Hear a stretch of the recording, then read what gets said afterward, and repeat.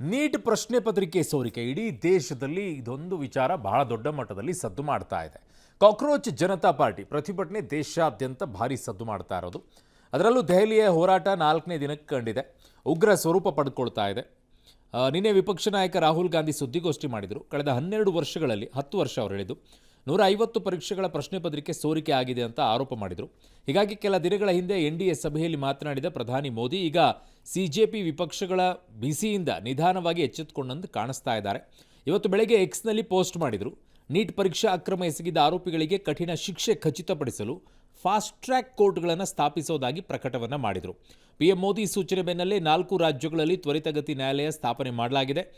ಕೇಂದ್ರ ಸರ್ಕಾರ ರಾಜ್ಯಗಳಿಗೆ ಸೂಚನೆ ರವಾನಿಸಿದೆ. ಈ ಮೂಲಕ ನೀಟ್ ಪ್ರಶ್ನೆ ಪತ್ರಿಕೆ ಸೋರಿಕೆ ಪ್ರಕರಣದ ಆರೋಪಿಗಳಿಗೆ ತ್ವರಿತಗತಿಯಲ್ಲಿ ಶಿಕ್ಷೆ ನೀಡೋಕೆ ಕೇಂದ್ರ ಸರ್ಕಾರ ಹೆಜ್ಜೆಯನ್ನು ಇಟ್ಟಿದೆ. ಇದನ್ನು ಅವತ್ತೇ ಮಾಡ್ಬೋದಾಗಿತ್ತು. ಮೇ 10ನೇ ತಾರೀಕು 12ನೇ ತಾರೀಕಿಗೆ ಪೇಪರ್ ಲೀಕ್ ಆಗಿದೆ ಅನ್ನೋ ಸುದ್ದಿ ಬಂದಾಗಲೇ ಈ ಮೆಸೇಜನ್ನು ಪಾಸ್ ಮಾಡಿಬಿಟ್ಟಿದ್ರೆ ಎಲ್ಲ ದೇಶದಲ್ಲೂ ದೊಡ್ಡ ಮೆಸೇಜ್ ಇರ್ತಾ ಇತ್ತು, ಪ್ರಧಾನಿ ಹೇಳಿದ್ದಾರೆ ಅಂತ ಹೇಳಿ. ಯಾಕೆ ಇಷ್ಟು ಲೇಟ್ ಮಾಡಿದ್ರೋ ಗೊತ್ತಿಲ್ಲ. ಸೊ ಅವರ ಎಕ್ಸ್ ಖಾತೆಯಲ್ಲಿರುವಂಥ ಪೋಸ್ಟ್ ಏನು ಅಂತ ನೋಡೋದಾದರೆ ಈ ರೀತಿಯಾಗಿದೆ. ಓಕೆ, ಕೊನೆಗೂ ಮೌನ ಮುರಿದಿದ್ದಾರೆ ಮೋದಿಯವರು. ಏನು ಹೇಳಿದ್ದಾರೆ, ಅವರು ಎಕ್ಸ್ನಲ್ಲಿ ಏನು ಬರ್ಕೊಂಡಿದ್ದಾರೆ ಅಂತಕ್ಕಂಥದ್ದನ್ನು ಒಂದು ಸರ್ತಿ ನೋಡ್ಬೋಣ. ಅವ್ರು ಹೇಳ್ತಾರೆ, ದೇಶದ ಯುವ ಜನರ ಕಲ್ಯಾಣ ಮತ್ತು ಭವಿಷ್ಯಕ್ಕಿಂತ ಮುಖ್ಯವಾದದ್ದು ಮತ್ತೊಂದಿಲ್ಲ ಅಂತ ಹೇಳಿದ್ದಾರೆ. ದೇಶದ ಯುವ ಜನರ ಕಲ್ಯಾಣ ಮತ್ತು ಭವಿಷ್ಯ ಮುಖ್ಯ. ಪ್ರಶ್ನೆ ಪತ್ರಿಕೆ ಸೋರಿಕೆ ದಂಧೆಯಲ್ಲಿ ಭಾಗಿಯಾಗಿರುವ ಪ್ರತಿಯೊಬ್ಬರಿಗೂ ತ್ವರಿತ ಹಾಗೂ ಕಠಿಣ ಶಿಕ್ಷೆಗೆ ಒಳಪಡಿಸ್ತೀವಿ ಅಂತ ಹೇಳಿದ್ದಾರೆ. ಅದಕ್ಕೋಸ್ಕರ ನಾವು ಫಾಸ್ಟ್ ಟ್ರ್ಯಾಕ್ ಕೋರ್ಟ್ ಸ್ಥಾಪಿಸಲು ನಿರ್ಧರಿಸಿದ್ದೇವೆ ಅಂತ ಹೇಳಿದ್ದಾರೆ. ಈ ನಿಟ್ಟಿನಲ್ಲಿ ಅಗತ್ಯ ಕ್ರಮ ಕೈಗೊಳ್ಳುವಂತೆ ಸಂಬಂಧಪಟ್ಟ ಅಧಿಕಾರಿಗಳಿಗೆ ಈಗಾಗಲೇ ಕಟ್ಟುನಿಟ್ಟಿನ ನಿರ್ದೇಶನವನ್ನು ನೀಡಲಾಗಿದೆ ಅಂತ. ಅದು ಕಾರ್ಯರೂಪಕ್ಕೆ ಬರೋದಕ್ಕೆ ಸಿದ್ಧತೆ ಕೂಡ ಆರಂಭ ಆಗಿದೆ. ಯುವಕರ ಭವಿಷ್ಯದ ಜೊತೆ ಚೆಲ್ಲಾಟವಾಡುವ ಯಾರನ್ನೂ ಕೂಡ ಸರ್ಕಾರ ಬಿಡಲ್ಲ ಅಂತಕ್ಕಂಥ ಮಾತನ್ನು ಹೇಳಿದ್ದಾರೆ. ಆದರೆ ಬೇಡಿಕೆ ಇರತಕ್ಕಂಥದ್ದು ಧರ್ಮೇಂದ್ರ ಪ್ರಧಾನ್ ಅವರ ರಾಜೀನಾಮೆ ಬೇಕು ಅಂತ. ಅದ್ರ ಬಗ್ಗೆ ಮಾತಾಡಿಲ್ಲ. ನೀವು ವಿದ್ಯಾರ್ಥಿಗಳ ಕ್ಷಮೆ ಕೇಳಿ ಅಂತ ಕೇಳಿದರೆ ಅದರ ಬಗ್ಗೆ ಮಾತಿಲ್ಲ. ಅದನ್ನು ಬಿಟ್ಟು ಈಗ ಫಾಸ್ಟ್ ಟ್ರ್ಯಾಕ್ ಕೋರ್ಟ್, ಇದು ಯಾರ ಬೇಡಿಕೆ ಪಟ್ಟಿನಲ್ಲೂ ಇರಲೇ ಇಲ್ಲ. ಮೋದಿ ಅವರೇ ಈಗ ಇನಿಷಿಯೇಟ್ ತಗೊಂಡು ಫಾಸ್ಟ್ ಟ್ರ್ಯಾಕ್ ಕೋರ್ಟ್ ಮಾಡ್ತೀವಿ ಅಂತ ಹೊರಟಿದ್ದಾರೆ. ಇದೆಲ್ಲವೂ ಕೂಡ ಇವತ್ತು ಎಕ್ಸ್ನಲ್ಲಿ ಪ್ರಧಾನಿ ಮೋದಿ ಅವರು ಬರ್ಕೊಂಡಿರ್ತಕ್ಕಂಥ ವಿಚಾರ. ಸಾಂಪ್ರದಾಯಿಕ ರೆಸಿಪಿ, ಮತ್ತಷ್ಟು ಬೇಕೆನಿಸುವ ರುಚಿ. ಕೋಡುಬಳೆ ಅಂದ್ರೆ ಅಡುಕಲೆ. ಇನ್ನು ನೀಟ್ ಹಗರಣದ ಬಗ್ಗೆ ಫಾಸ್ಟ್ ಟ್ರ್ಯಾಕ್ ಕೋರ್ಟ್ ಸ್ಥಾಪನೆಗೆ ಮೋದಿ ಕೈಗೊಂಡ ನಿರ್ಧಾರಕ್ಕೆ ಕಾಂಗ್ರೆಸ್ ಕಿಡಿಕಾರಿದೆ.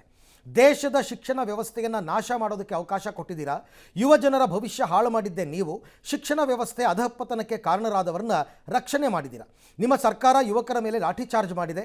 ನಮ್ಮ ಯುವಕರ ಬೇಡಿಕೆಗಳು ಇಷ್ಟೇ, ಅವರು ಧರ್ಮೇಂದ್ರ ಪ್ರಧಾನ್ ಅವರನ್ನ ವಜಾಗೊಳಿಸಬೇಕು, ವಿದ್ಯಾರ್ಥಿಗಳಲ್ಲಿ ಕ್ಷಮೆಯಾಚಿಸಿ ಹಾಗೂ ಅವರ ಮೇಲೆ ದೌರ್ಜನ್ಯ ಎಸಗಿದವನ ಮೇಲೆ ಕ್ರಮ ಕೈಗೊಳ್ಳಿ ಅಂತ ಎಕ್ಸ್ನಲ್ಲಿ ರಾಹುಲ್ ಗಾಂಧಿ ಪೋಸ್ಟ್ ಮಾಡಿದ್ದಾರೆ. ಇದಕ್ಕೆ AICC ಅಧ್ಯಕ್ಷ ಮಲ್ಲಿಕಾರ್ಜುನ್ ಖರ್ಗೆ ಧ್ವನಿಗೂಡಿಸಿದ್ದಾರೆ.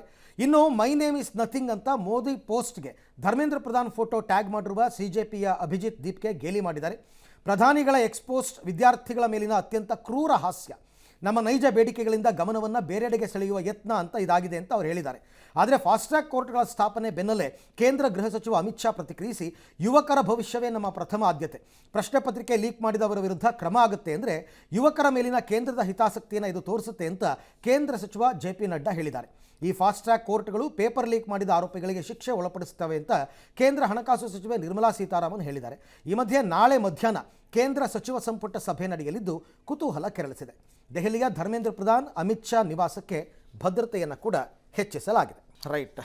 ಎಸ್, ಈ ವಿಚಾರದಲ್ಲಿ ಈಗ ಮುಖ್ಯವಾಗಿರೋದೇನು, ಒಂದು ಫಾಸ್ಟ್ ಟ್ರ್ಯಾಕ್ ಕೋರ್ಟ್ಗಳನ್ನು, ಅದು ಮೇ 3ನೇ ತಾರೀಕಿಗೆ ಪರೀಕ್ಷೆ ನಡೆಯುತ್ತೆ, ಮೇ 12ನೇ ತಾರೀಕಿಗೆ ಇದು ಆಚೆ ಬರುತ್ತೆ, ಲೀಕ್ ಆಗಿರುವಂಥ ವಿಚಾರ ಗೊತ್ತಾಗುತ್ತೆ. ಅದಾದ ನಂತರ ಮತ್ತೆ ಜೂನ್ 21ನೇ ತಾರೀಕಿಗೆ ಮರುಪರೀಕ್ಷೆಯನ್ನು ಹೇಳ್ತಾರೆ. ಅದಾದ ನಂತರ ಜುಲೈ 16ನೇ ತಾರೀಕಿಗೆ ರಿಸಲ್ಟ್ ಕೂಡ ಈಗ ಬರುತ್ತೆ. ಇಷ್ಟೆಲ್ಲ ಆಗಿ 2 ತಿಂಗಳು ಆಗಿದೆ. 2 ತಿಂಗಳ ಮೇಲೆ ಈಗ CJPಯವರು ದೊಡ್ಡ ಮಟ್ಟದಲ್ಲಿ ಹೋರಾಟಕ್ಕೆ ನಾಂದಿ ಹಾಡ್ತಾ ಇದ್ದಾರೆ. ಯಾಕೆ ಈಗ ಹೋರಾಟ ಶುರುವಾಯಿತು? CJP ಎದ್ದ ನಂತರ ಇನ್ನುಳಿದಂಥ ಪಕ್ಷಗಳು ಯಾಕೆದ್ವು? ಎಲ್ಲ ಪ್ರಶ್ನೆಗಳು ಮುಂದುಗಡೆ ಬರುತ್ತೆ. ಅನೇಕ ರೀತಿಯಾದಂಥ ಕಾರಣಗಳಿದ್ದಾವೆ, ಅನೇಕ ರೀತಿಯಾದಂಥ ವ್ಯಾಖ್ಯಾನಗಳು ಬರ್ತಾ ಇದೆ, ಅನೇಕ ರೀತಿಯಾದಂಥ ಚಿತ್ರಣಗಳು ಕಾಣಿಸ್ಕೊಳ್ತಾ ಇದೆ. ಒಂದಕ್ಕೊಂದು ಲಿಂಕೇ ಇಲ್ಲದೆ ಇರೋ ರೀತಿಯಲ್ಲಿ ಕಾಣಿಸಿಕೊಳ್ತಾ ಇದ್ರು. ಲಿಂಕ್ ಇರೋ ರೀತಿಯಲ್ಲಿ ವಿಶ್ಲೇಷಣೆಗಳು ಬರ್ತಾ ಇವೆ. ಹೇಗೆ, ಯಾವುದು ಅಂಥೇಳಿ ಪ್ರತಿಯೊಂದು ಘಟನೆಗಳನ್ನು ಒಂದಕ್ಕೊಂದು ನೀವು ಲಿಂಕ್ ಮಾಡ್ತಾ ಹೋಗ್ಬಿಟ್ರೆ ಒಂದು ಚೈನ್ ಬೇರೆ ಆಗುತ್ತೆ. ಅದು ಒಂದು ಚೈನ್ ಆಗುತ್ತೆ, ಯಾವ್ಯಾವುದು ಹೇಗೆ ನಡೀತು ಅಂತ ಹೇಳಿ. ಸೊ ಈಗ ಸದ್ಯಕ್ಕಂತೂ ಫಾಸ್ಟ್ ಟ್ರ್ಯಾಕ್ ಕೋರ್ಟನ್ನು ಮಾಡಿದ್ದಾರೆ. ಆ ಪೇಪರ್ ಲೀಕ್ ಆದಂಥ ಸಂದರ್ಭದಲ್ಲೇ ಈ ರೀತಿಯಾಗಿ ಪ್ರಧಾನಿಯವರು ಯುವಕರಿಗೆ ಒಂದಿಷ್ಟು ಧೈರ್ಯ ತುಂಬುವಂಥ ಕೆಲಸ, ಅವತ್ತೇ ಈ ಫಾಸ್ಟ್ ಟ್ರ್ಯಾಕ್ ಕೋರ್ಟ್ಗಳನ್ನು ರಚನೆ ಮಾಡ್ತೀವಿ, ಅವ್ರಿಗೆ ಕಠಿಣವಾಗಿರುವಂಥ ಶಿಕ್ಷೆಯನ್ನು ಕೊಡಿಸ್ತೀವಿ ಅನ್ನುವಂಥ ಒಂದೇ ಒಂದು ಮೆಸೇಜ್ಗೋಸ್ಕರ ನಿರೀಕ್ಷೆ ಮಾಡ್ತಾಯಿದ್ರು, ಕಾಯ್ತಾ ಇದ್ರು. ಏನಾದರೂ ಮಾತನಾಡ್ತಾರಾ? ಯುವಕರ ಬಗ್ಗೆ ಗಟ್ಟಿಯಾಗಿ ಮಾತನಾಡುವಂಥ ಪ್ರಧಾನಿಗಳು, ಯುವಕರ ಜೊತೆಗೆ ನಿಲ್ಲುವಂಥ ಪ್ರಧಾನಿಗಳು ಏನಾದರೂ ಹೇಳ್ತಾರೆ ಅಂತ ಹೇಳಿ ಒಂದು ಮಾತನ್ನು ಹೇಳಿಲ್ಲ. ಅದಕ್ಕೆ ಅಲ್ಲಿಂದ ಇಲ್ಲಿಯವರೆಗೂ ಕೂಡ ಅತ್ಯಂತ ತಾಳ್ಮೆಯಿಂದ ಇದ್ದಂಥ ಯುವಕರು ಆಕ್ರೋಶದ ಕಟ್ಟೆ ಒಡೆದು ಇವತ್ತು ಈ ರೀತಿಯಾಗಿ ಹೋರಾಟಕ್ಕೆ ಇಳಿತಾ ಇದ್ದಾರೆ. ಅವತ್ತು ಈ ಮಾತನ್ನು ಹೇಳಿದಿದ್ರೆ ಇವತ್ತು ಈ ಪರಿಸ್ಥಿತಿ ಬರ್ತಿತ್ತಾ ಅನ್ನುವಂಥ ಮಾತುಗಳು ಬರುತ್ತೆ. ಆದರೆ ಏನು ಮಾಡೋದು, ಆ ಪರಿಸ್ಥಿತಿಗಳು ಇಲ್ವಲ್ಲ, ಮುಗಿದೋಗಿದೆ, ಈಗ ಆಗೋಗ್ತಾ ಇದೆ. ದೇಶಾದ್ಯಂತ ಹೋರಾಟಗಳು ನಡೀತಾ ಇದೆ. ಈ ಸಂದರ್ಭಗಳನ್ನು ಬೇರೆದವರು ತಮ್ಮ ಬೇಳೆಯನ್ನು ಬೇಯಿಸ್ಕೊಳ್ಳೋಕ್ಕೂ ಕೂಡ ಬಳಕೆಯನ್ನು ಮಾಡಿಕೊಳ್ತಾ ಇದ್ದಾರೆ. ಮೊದಲೇ ದೆಹಲಿ, ಪಕ್ಕದಲ್ಲಿರುವಂಥ JN ಯೂನಿವರ್ಸಿಟಿ, ಅಲ್ಲಿರೋರಿಗೆ ಬೇಕಾಗಿದ್ದು ಇಂಥ ವಿಚಾರಗಳೇ, ಈಗ ಸರಿಯಾಗಿ ಸಿಕ್ತು, ಅದಕ್ಕೆ ತಕ್ಕಂಗೆ ಬಳಕೆ ಮಾಡಿಕೊಂಡ್ರು. ಇವೆಲ್ಲವೂ ಈ ವಿಚಾರಗಳಲ್ಲಿ ಬರ್ತಾ ಇದೆ. ಕಾರಣ ಆ ಘಟನೆಯಲ್ಲಿ ನಡೆದಂಥ ವಿಚಾರಗಳು, ಅಲ್ಲಿ ಹೋರಾಟ ಇದ್ದಿದ್ದೇನು, ಆಗ್ತಾ ಇರೋದೇನು, ಘೋಷಣೆಗಳನ್ನು ಕೂಗಿದ್ದೇನು, ಯಾವ ವಿಚಾರಗಳಲ್ಲಿ ಪ್ರಸ್ತಾಪ ಆಯಿತು, ದೇಶದ ವಿಚಾರದಲ್ಲಿ ಪ್ರಸ್ತಾಪ ಆಯಿತು, ಕಾಶ್ಮೀರ ವಿಚಾರ ಪ್ರಸ್ತಾಪ ಆಯಿತು, ಭಾರತ ಮಾತೆ ಅಂತಂದರೆ ಭಾರತ ತಂದೆ ಯಾರು ಅಂತ ಕೇಳುವಂಥವ್ರು ಬಂದರು, ಹಿಂದೂ ಮುಸ್ಲಿಂ ಅನ್ನುವಂಥ ಹಿಂದೂ ಮುಸ್ಲಿಂ ಬಂತು, ಸೀತೆ ರಾಮನ ವಿಚಾರ ಬಂತು, ಅದನ್ನು ಹೋಗ್ಬಿಟ್ಟು ನೀತಾ ಅಂಬಾನಿ ಅವ್ರ ವಿಚಾರಕ್ಕೆ ತಂದಿಟ್ರು. ಯಾವ ವಿಚಾರ ಬರಲಿಲ್ಲ ಅಲ್ಲಿ. ಮೂಲವಾಗಿರುವಂಥ ನೀಟ್ ವಿಚಾರ ಹೊರತುಪಡಿಸಿ ಇನ್ನುಳಿದಂಥ ಎಲ್ಲ ವಿಚಾರಗಳು ಬಂದರು. ಅಲ್ಲಾನೇ ಶಾಶ್ವತ ಅನ್ನೋ ಮಟ್ಟಕ್ಕೆ ಹೇಳಿಕೆಗಳನ್ನು ಕೊಡುವಂಥವ್ರು ಬಂದ್ಬಿಟ್ರು ಅಲ್ಲಿ. ಇದು ಹಲವು ರೀತಿಯಾದಂಥ ಅನುಮಾನಗಳಿಗೆ ಎಡೆ ಮಾಡಿಕೊಡ್ತು. ಇಂಥವರಿಗೆ ವೇದಿಕೆಯನ್ನು ಯಾಕೆ ಕಲ್ಪಿಸಿಕೊಟ್ರು? ಇದೇ ಅಭಿಜಿತ್ ಹೇಳ್ತಾ ಇದ್ದಿದ್ದು, ನಾವು ಯಾರನ್ನು ಕೂಡ ಸೇರಿಸ್ಕೊಳ್ಳೋದಿಲ್ಲ ರಾಜಕೀಯ ಪಕ್ಷದವರನ್ನು, ನಾವು ಅದನ್ನು ಹೊರತುಪಡಿಸಿ ಯುವಕರ ಜೊತೆಗೆ ಹೋರಾಟ ಮಾಡ್ತೀವಿ ಅಂಥೇಳಿ. ಅದರಲ್ಲಿ ಹೋದಂಥ ಎಲ್ಲ ನಾಯಕರನ್ನು ಸೇರಿಸ್ಕೊಂಡು ಅದರ ರಾಜಕೀಯ ಹೋರಾಟನೇ ಆಗೋಯ್ತು. ನಿಜವಾಗಿ ಮೂಲವಾಗಿ ವಿದ್ಯಾರ್ಥಿಗಳ ಹೋರಾಟ ಏನಿತ್ತು, ಆ ಹೋರಾಟನೇ ಹೊರಟೋಗೋ ರೀತಿಯಲ್ಲಿ ಕಾಣಿಸ್ಕೊಳ್ತು. ಇದನ್ನೇ ಅವತ್ತಿಂದನೂ ಹೇಳ್ತಾ ಇದ್ದೆ ನಾನು, ಇದಲ್ಲ ಬೇರೆ ಥರ ಹೋಗ್ತಾ ಇದೆ, ಇದು ದಾರಿ ತಪ್ತಾ ಇದೆ ಅಂತ ಹೇಳಿ. ಬಟ್ ಕೇಳಿಸ್ಕೊಳ್ಳುವಂಥ ಪರಿಸ್ಥಿತಿಯಲ್ಲಿ ಯಾರೂ ಇಲ್ಲ. ಯಾಕೆ ಅಂತಂದರೆ, ಕಣ್ಣೀರು ಹಾಕಬೇಕಾದ್ರೆ ಒಂದು ಹೆಗಲು ಸಿಕ್ಕರೆ ಸಾಕು ಅಂತ ಇರ್ತೀವಿ. ಒಂದು ಆಸರೆ ಬೇಕು, ಒಂದು ಹೆಗಲು ಬೇಕು ನನಗೆ ಕಣ್ಣೀರು ಹಾಕಬೇಕಾದ್ರೆ. ಖುಷಿ ಇದ್ದಾಗ ಯಾರಿಲ್ಲದೆ ಇದ್ರೂ ಚಿಂತೆ ಇಲ್ಲ, ನನ್ನ ಪಾಡಿಗೆ ನಾನು ಖುಷಿ ಎಂಜಾಯ್ ಮಾಡ್ತೀನಿ. ಬಟ್ ದುಃಖ ಆದಾಗ ಮಾತ್ರ ಬಹಳ ಕಷ್ಟ ಆಗುತ್ತೆ. ಆ ದುಃಖದಲ್ಲಿದ್ದಂಥ ನೀಟಲ್ಲಿ ವಿದ್ಯಾರ್ಥಿಗಳನ್ನು ಬೇರೆ ರೀತಿಯಲ್ಲಿ ಬಳಕೆ ಮಾಡಿಕೊಳ್ಳುವಂಥ ಪ್ರಯತ್ನಗಳಾಗೋಯಿತು. ಇನ್ನು ಮುಂದಿನ ಸುದ್ದಿ ಒಂದಿದೆ, ಅದೇನು? ನೀಟ್ ಹೋರಾಟದ ಮೂಲ ಉದ್ದೇಶವೇ ಮಾಯವಾಗ್ತಾ ಇದೆ. ನಾನು ಹೇಳ್ತಾ ಇದ್ದಲ್ಲ ಆ ವಿಚಾರ. ವಿದ್ಯಾರ್ಥಿಗಳ ಹಿತ ನಾಪತ್ತೆಯಾಗಿದೆ. ರಾಜಕೀಯ ಹಸ್ತಕ್ಷೇಪದಿಂದ ರಾಜಕೀಯ ರಣರಂಗವಾಗ್ತಾ ಇದೆ. ಹೆಸರಿಗೆ ವಿದ್ಯಾರ್ಥಿ ಹೋರಾಟ, ಆದರೆ ಅಸಲಿಗೆ ಐಡಿಯಾಲಜಿ ಘರ್ಷಣೆ ಆಗ್ತಾ ಇದೆ. ಧಾರ್ಮಿಕ ಭಾವನೆಗಳಿಗೆ ಧಕ್ಕೆ ಉಂಟು ಮಾಡುವ ಘೋಷಣೆಗಳು ಬರ್ತಾ ಇದೆ. ದೇಶದ ಐಕ್ಯತೆ ವಿಚಾರ ಬರ್ತಾ ಇದೆ. ಭಾರತ್ ತೇರೆ ತುಕಡೆ ಕರಂಗೆ ಅನ್ನುವಂಥ ಗ್ಯಾಂಗ್ ಏನಿತ್ತು JNU ಅಲ್ಲಿ ಘೋಷಣೆ ಮಾಡಿತ್ತು, ಅದೆಲ್ಲ ಇಲ್ಲಿಗೆ ಬಂತು. ಸಮಗ್ರತೆಗೆ ಪೆಟ್ಟು ನೀಡುವಂಥ ಹೇಳಿಕೆಗಳು ಬಂತು. ಕೋಮು ಭಾವನೆ ಕೆರಳಿಸುವಂಥ ನುಡಿಗಟ್ಟುಗಳು ಕೇಳಿ ಬರ್ತಾ ಇವೆ. PM ಮೋದಿಯನ್ನು ಟೀಕಿಸುವ ಭರದಲ್ಲಿ ರಾಮ ಸೀತೆಯನ್ನು ಕೂಡ ಎಳೆ ತಂದುಬಿಟ್ಟಿದ್ದಾರೆ ಕಾಮಿಡಿಯನ್ ಒಬ್ಬನು, ಕುನಾಲ್ ಕಾಮ್ರಾ ಅಂತೇಳಿ. ಧರ್ಮ ವಿರೋಧಿ, ದೇಶ ವಿರೋಧಿ ಭಾಷಣವನ್ನು ಮಾಡಿದ್ದಾರೆ. ನೀಟಿಗೋದಕ್ಕೆ ಏನ್ರಿ ಸಂಬಂಧ? ನೀಟಿಗೋದಕ್ಕೆ ಏನು ಸಂಬಂಧ? ಹಾಗಾಗಿ ನೀಟ್ ಹೋರಾಟಕ್ಕಿಳಿದ ವಿದ್ಯಾರ್ಥಿಗಳೇ ಶಾಕ್ ಆಗಿಬಿಟ್ಟಿದ್ದಾರೆ. ಹೋರಾಟದ ದಿಕ್ಕು ತಪ್ಪಿದೆ ಅಂತ ಕೆಲ ವಿದ್ಯಾರ್ಥಿಗಳೇ ಹೇಳ್ತಾ ಇದ್ದಾರಲ್ಲಿ. ಸ್ಥಳೀಯವಾಗಿ ಹೋರಾಟ ಮಾಡಕ್ಕೆ ಹೋದವರು ಅಡ್ಡದಾರಿ ಹಿಡಿದಿರುವ ಬಗ್ಗೆ ವಿದ್ಯಾರ್ಥಿಗಳ ಆಕ್ರೋಶವನ್ನು ಕೂಡ ವ್ಯಕ್ತಪಡಿಸಿದ್ದಾರೆ. ಈ ಮಧ್ಯೆ ನಿನ್ನೆ ರಾತ್ರಿಯೂ ಕೂಡ ಜಂತರ್ ಮಂತರ್ನಲ್ಲಿ ಹಿಂಸಾಚಾರವಾಗಿದೆ. ಪೊಲೀಸರ ಮೇಲೆ ಕಲ್ತೂರಾಟ ನಡೆದಿದೆ. CJP ಪ್ರತಿಭಟನೆಯಲ್ಲಿ ರೈತರು, ಆದಿವಾಸಿಗಳು, ಪರಿಸರವಾದಿಗಳು ಇದ್ದಾರೆ ಅಂತ ತಿಳಿದು ಬಂದಿದೆ. ವಿದೇಶಿ ದೇಣಿಗೆ ಬರ್ತಿದೆ ಅನ್ನೋ ಆರೋಪ ಇದೆ. ಈ ಆರೋಪಗಳನ್ನು ನಾವು ಮಾಡ್ತಿರೋದಲ್ಲ, ಅಲ್ಲಿರೋರೇ ಮಾಡ್ತಾ ಇದ್ದಾರೆ ಆರೋಪಗಳು. ಪ್ರತಿಭಟನೆಯಲ್ಲಿ ಪಾಲ್ಗೊಂಡವರೇ ಆರೋಪಗಳನ್ನ ಮಾಡ್ತಾ ಇದ್ದಾರೆ. ಈಗ ನಾವು ಹೇಳಿಬಿಟ್ರೆ ಅದು ಇವ್ರದೇ ಆದ ವ್ಯಾಖ್ಯಾನ ಮಾಡ್ತಾರೆ ಅಂತ ಇವರು BJP ಚೇಲಾಗಳು, ಇವರು BJP ಏಜೆಂಟ್ಗಳು, BJPಯಿಂದ ಕಿಕ್ ಬ್ಯಾಕ್ ಬಂದಿದೆ, ಇಂಥವು ಮಾತಾಡ್ತಾರೆ. ಬಟ್ ಮೂಲವಾಗಿ ಅಲ್ಲಿ ವಿದ್ಯಾರ್ಥಿಗಳಿದ್ದಾರೆ. ಸರ್ ಇದ್ದಾರೆ ನಮ್ಮ ಜೊತೆಗೆ, ನಮ್ಮ ಚಾನಲ್ ಮುಖ್ಯಸ್ಥರಾಗಿರುವಂಥ HR ರಂಗನಾಥ್ ಸರ್. ಸರ್ ನಮಸ್ತೆ ಸರ್. ಇವತ್ತು ಏನಿಲ್ಲ ಸರ್, ಇವತ್ತು ಮೂಲವಾಗಿ 2 ತಿಂಗಳ ಬಳಿಕ ಆಲ್ಮೋಸ್ಟ್ ಆಲ್ ಮೋದಿ ಅವರು ಇವತ್ತು ಒಂದು Xನಲ್ಲಿ ಪೋಸ್ಟ್ ಮಾಡಿಬಿಟ್ಟು ಫಾಸ್ಟ್ ಟ್ರ್ಯಾಕ್ ಕೋರ್ಟ್ಗಳನ್ನು ಸ್ಥಾಪಿಸ್ತೀವಿ ಅನ್ನುವಂಥದ್ದನ್ನು ಹೇಳ್ತಾ ಇದ್ದಾರೆ. ಅಲ್ಲ ಸರ್, ಮೂಲ ಬೇಡಿಕೆಗಳನ್ನ ಯಾವುದನ್ನೂ ಮಾತಾಡಿಲ್ಲ ಮೋದಿ ಅವರು. ಫಾಸ್ಟ್ ಟ್ರ್ಯಾಕ್ ಕೋರ್ಟ್ ಮಾಡಿಬಿಟ್ಟು ತಪ್ಪಿತಸ್ಥರಿಗೆ ನಾವು ಬೇಗ ಶಿಕ್ಷೆ ಕೊಡ್ತೀವಿ ಅಂತ ಹೇಳೋದಕ್ಕೆ ಹೊರಟಿದ್ದಾರೆ. 2 ಪಾಯಿಂಟ್ ಈ ವಿಚಾರದಲ್ಲಿ ನಾನು ತಿಳ್ಕೊಂಡಾಗ, ಸರ್ ನಂಬರ್ 1, ನರೇಂದ್ರ ಮೋದಿ ಅವರು 2 ತಿಂಗಳು ಯಾಕೆ ಇದರಲ್ಲಿ ಕಾದ್ರು ಅನ್ನೋದು ನನಗೆ ಇನ್ನೂ ಅರ್ಥವಾಗಿಲ್ಲ. ಕಾರಣ ಈ ವಿಷಯ ರಾಜಕೀಯವಾಗಿ ಕಾಂಗ್ರೆಸ್ಸಿನ ಪ್ರಸ್ತಾಪಿತ ವಿಷಯವಾಗಿದ್ದಿದ್ರೆ ರಾಜಕೀಯವಾಗಿ ನಾನ್ ಯಾಕ್ರಿ ಆ ಕಾಂಗ್ರೆಸ್ ಉತ್ತರ ಕೊಡ್ಲಿ ಅಂತ ಬಿಡಬಹುದಾಗಿತ್ತು. ಇದು ಈ ದೇಶದ ಮಕ್ಕಳು ಮತ್ತೆ ಯುವಕರ ವಿಚಾರ ಆಗಿದ್ರಿಂದ ಇಷ್ಟು ದಿನ ಯಾಕೆ ತಡೆದ್ರು ಅಂತ ನನಗೆ ಗೊತ್ತಾಗ್ತಿಲ್ಲ.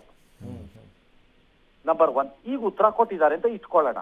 ಫಾರ್ ಎಕ್ಸಾಂಪಲ್, ಇದು ಉತ್ತರ ಏನು ಅಂತಂದ್ರೆ ನಾಳೆ ಏನ್ ಮಾಡ್ತೀನಿ ಅನ್ನೋದನ್ನ ಹೇಳ್ತಾ ಇದ್ದಾರೆ ಪ್ರೈಮ್ ಮಿನಿಸ್ಟರ್. ಎಸ್, ನಾವು ಕೇಳ್ತಿರೋದು ನಿನ್ನೆ ಏನಾಯ್ತು ಹೇಳಿ ಅಂತ ನಾವು ಕೇಳ್ತಿರೋದು.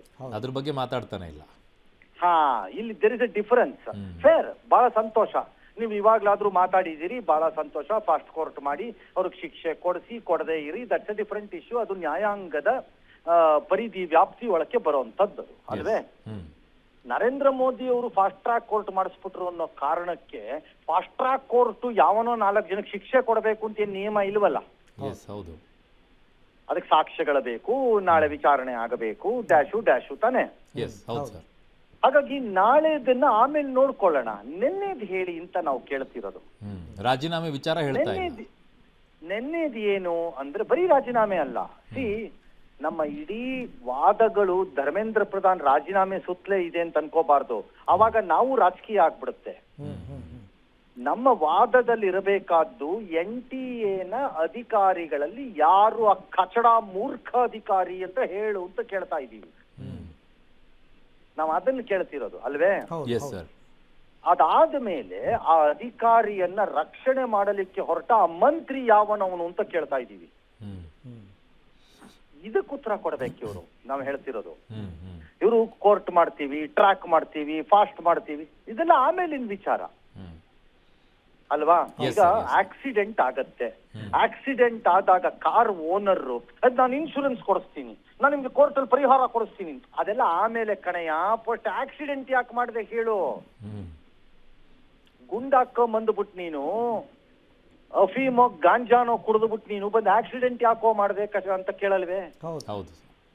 ಅದಕ್ಕೇನ್ ಶಿಕ್ಷೆ ಅಂತ ಫಸ್ಟ್ ಹೇಳ್ಬೇಕಲ್ವಾ ಅವರು?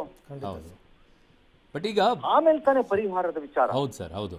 ಬಟ್ ಈಗ ಈ ಪ್ರತಿಭಟನೆ ವಿಚಾರದಲ್ಲಿ ಒಂದಿಷ್ಟು ಬರ್ತಾ ಇದೆ ಸರ್ ಪ್ರಶ್ನೆಗಳು. ಪ್ರತಿಭಟನೆ ನೀಟ್ ವಿಚಾರದಲ್ಲಿ ಇದ್ದಾಗಲೂ ಕೂಡ ಭಾರತ ಮಾತೆಯ ತಂದೆ ಯಾರು, ಭಾರತ ಮಾತೆಯನ್ನು ತಾಯಿ ಅನ್ನೋದಾದ್ರೆ ತಂದೆ ಯಾರು ಅಂತ ಕೇಳ್ತಾ ಇದ್ದಾರೆ. ಅಲ್ಲಾ ಒಬ್ನೇ ಅನ್ನುವಂಥ ವಿಚಾರ ಬರ್ತಾ ಇದೆ. ಹಿಂದೂ ಮುಸ್ಲಿಂ ವಿಚಾರ ಬರ್ತಾ ಇದೆ. ರಾಮನ ವಿಚಾರದಲ್ಲಿ ಸೀತೆ ವಿಚಾರದಲ್ಲಿ ತಂದಿಡ್ತಾ ಇದ್ದಾರೆ.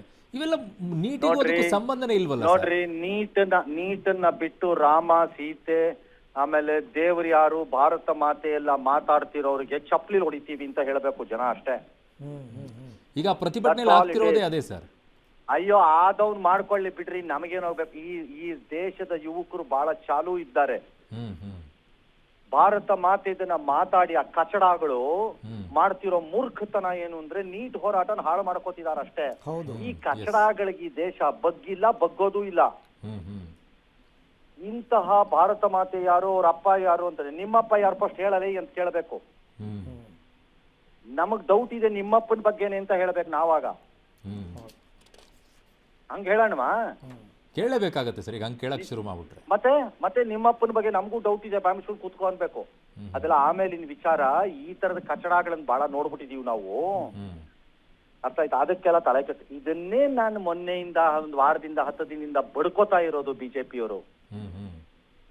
ಈ ದೇಶ ನಿಮ್ಮನ್ನ ಭಿನ್ನವಾಗಿ ನೋಡಿದ್ದ ಕಾರಣಗಳು ಬೇರೆ, ಇದು ಬೇರೆ. ಹೌದು. ಇದನ್ನ ಏನಕ್ಕೆ ಪ್ರತಿಷ್ಠೆ ಮಾಡ್ಕೊಳ್ತಾ ಇದ್ರಿ ನೀವು ನಾವು ಕೇಳ್ತಾ ಇದ್ದಿದ್ದು ಅವತ್ತಿಂದ ಅಷ್ಟೇ. ಈಗ್ಲೂ ಹೇಳ್ತೀನಿ, ಭಾರತ ಮಾತೆ ಯಾರು, ಅಲ್ಲ ಒಂದು, ಹಿಂದೂ ಏನು ಅಂತ ಕೇಳೋಕೆಲ್ಲ ಮೂತಿ ಹೊಡೆದು ಹಲ್ಲು ಉದುರಿಸ್ತೀವಿ ಅಂತ ಹೇಳೋಣ ಬೇಕಾರೆ. ನಾಳೆ ಚುನಾವಣೆ ಬಂದಾಗ ಬುರುಡೆ ಚಚ್ಬಿಡ್ತೀವಿ ಅಂತ ಹೇಳೋಣ ಬೇಕಾರೆ, ಓಟ್ ಮೂಲಕ. ಇದಕ್ಕಲ್ಲ, ಫಿಸಿಕಲಿ ಅಲ್ಲ. ಈ ದೇಶದ ಜನ ಯುವಕರು ಅಂತ ವಿಚಾರಗಳನ್ನ ಅರ್ಥ ಮಾಡ್ಕೋತಾರೆ ಅನ್ನೋ ವಿಶ್ವಾಸ, ನಂಬಿಕೆ ನಮ್ಗಳಿಗಿದೆ. ಆದ್ರೆ ನಿಮ್ಮನ್ನ ನಂಬುತ್ತೀವಿ ಅಂತ ಹೇಳ್ತಿರೋ ನಮ್ಮ ಯುವಕರಿಗೆ ನೀವು ಅನ್ಯಾಯ ಮಾಡಬೇಡಿ ಅಂತ ನಾವು ಕೇಳ್ತಾ ಇರೋದು.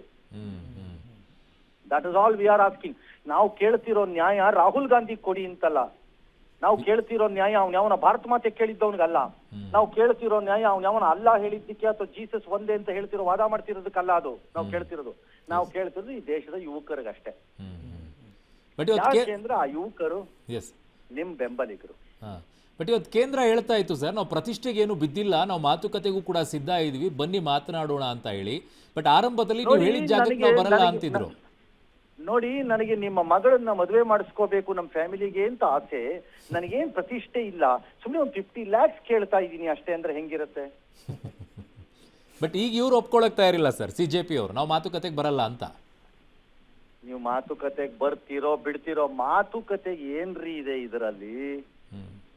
ಯಾಕ್ರಿ ಏನಕ್ಕೆ ಮಾತುಕತೆ ಏನಿದೆ ಇದರಲ್ಲಿ? ಎಸ್ 3-4 ತೀರ್ಮಾನಗಳಾದ್ರೆ ಆಯ್ತಪ್ಪ, ಅದಕ್ಕೆ ಮಾತುಕತೆ ಏನಿದೆ ಅದರಲ್ಲಿ? ಒಂದು ರಾಜೀನಾಮೆ ಏನಿದೆ? ವಿಚಾರ. ಭಾರತ ಪಾಕಿಸ್ತಾನದ ಗಡಿ ಸಮಸ್ಯೆನಾ? ಒಂದು ರಾಜೀನಾಮೆ ಒಂದು ಪರಿಹಾರ ಆಗ್ಬೇಕಾಗಿದೆ. ರಾಜೀನಾಮೆ ತಗೋ, NTA ನವ್ಗೆ ಫುಟ್ಬಾಲ್ ಓದ್ದಂಗ್ ಓದಿ, ಆ ವಿದ್ಯಾರ್ಥಿಗಳಿಗೆ ಮುಂದೆ ಪರಿಹಾರ. ಇನ್ನೊಂದ್ಸರಿ ಈ ತರ ಮಾಡ್ದವನ್ಗೆ, ಲೀಕ್ ಮಾಡ್ದವನ್ಗೆ ತಲೆ ಕತ್ತರಿಸ್ತೀವಿ ಅನ್ನೋ ಸಂದೇಶನ ರವಾನಿಸಿ. ಎಸ್ ಓದಿರಿ, ಹಿಡ್ಕೊಂಡು ದಾರಿಗೆ ಬರುತ್ತೆ, ಮುಗಿದೋಯ್ತಪ್ಪ ಕೇಸು. ಈ ದೇಶದ ಯುವಕರು ಸಂತೋಷ ಪಟ್ಕೋತಾರೆ, ಇದು ಕಣಯ ಕ್ರಮ ಅಂದ್ರೆ ಅಂತ. ಎಕ್ಸಾಕ್ಟ್ಲಿ. ಎಸ್ ಬಟ್ ಕೇಂದ್ರದ ಆತಂಕ ಏನು ಅಂದರೆ ಸರ್, ಡೆಲ್ಲಿನಲ್ಲಿ ದಿನದಿಂದ ದಿನಕ್ಕೆ CJP ಬೆಂಬಲ ಜಾಸ್ತಿ ಆಗ್ತಾ ಇದೆ. ಬೇರೆ ಬೇರೆ ರಾಜ್ಯದಿಂದ ಪ್ರತಿನಿತ್ಯ ಸಾವಿರಾರು ಸಂಖ್ಯೆಯಲ್ಲಿ ಬರ್ತಾ ಇದ್ದಾರೆ. ನಾಳೆ ಬೇರೆ ಇಡೀ ಭಾರತದಲ್ಲಿ ಪ್ರತಿಭಟನೆ ಕರೆ ಕೊಟ್ಟಿದ್ದಾರೆ. ಅದು ಈಗ ಕೇಂದ್ರಕ್ಕೆ ಆತಂಕ. ಹಾಗಾಗಿ ಮಾತುಕತೆಗೆ ಬನ್ನಿ ಅಂತ ಕರೀತಿರೋದು. ನಮಗ್ ಸಂಬಂಧವಿಲ್ರಿ. ನಾನು ಮೈ ಮೇಲೆ ಸುಮ್ನೆ ಇರುವೆ ಬಿಟ್ಕೊಂಡು ಕಚ್ಚಿಸ್ಕೊತೀನಿ ಅಂತ ಬಿಜೆಪಿನಲ್ಲಿ ಇದ್ರೆ ನಾನೇನ್ರಿ ಮಾಡ್ಲಿ? ಅದೇ ನಾನು ಇರುವೆ ಬೇಡಪ್ಪ, ಕೆಂಜಿರುವೆ ಕಣೋ, ಕಚ್ಚತ್ತೆ ಕಣೋ, ಗಂದೆ ಆಗತ್ತೆ ಮೈಯಲ್ಲ ಅಂತ ಹೇಳಿದ್ರೆ ಕೇಳಿಸ್ಕೊಳಲ್ಲ.